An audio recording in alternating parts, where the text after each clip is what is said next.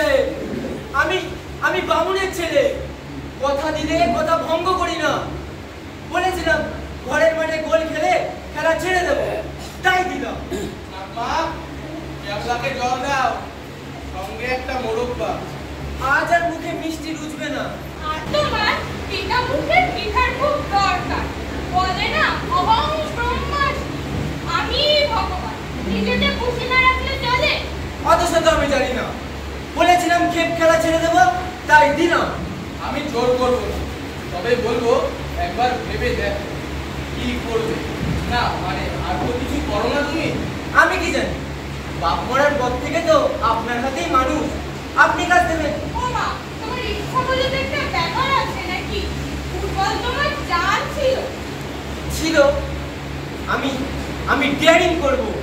Daring তো সেটাই না ক্যাবলা, যা তুমি আগে কখনো করে দেখো।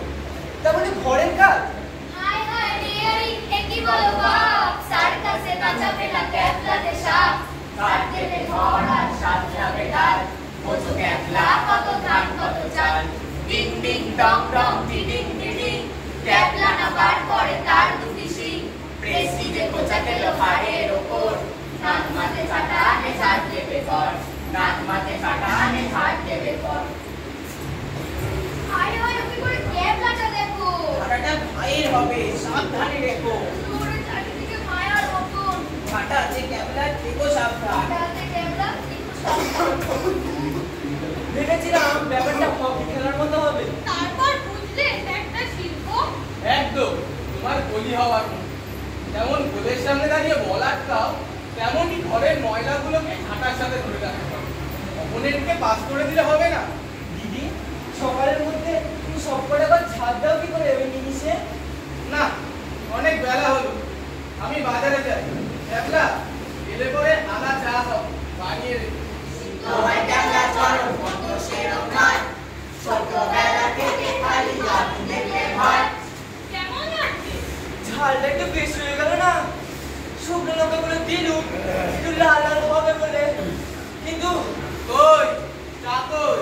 সে আর বলাটাই আমি করছি। আর আরো দম বানিয়ে ফেললাম। চা বানানো তো আমার বা হাতের খেয়ে, কতবার দেখেছি হরিকে বানাতে। ক্যাবলার হাতে চিনির কৌটো, গ্যাসের বেলুন ফোটে, এমন সময় সবার গলায় ক্যাবলা এলো উঠে।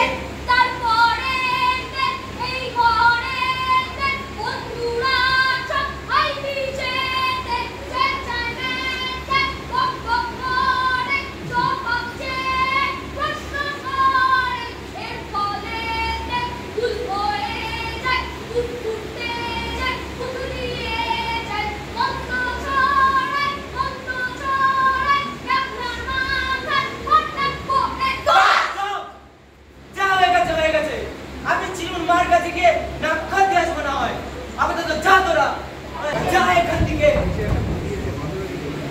ক্যাবলার মাথায় ভেঙে পড়ে গাছ, এমন সময় কাজের দিদি ক্যাবলার বাড়ি আসে, এসে দেখে ক্যাবলার হাতে পোড়া বাসন হাসে।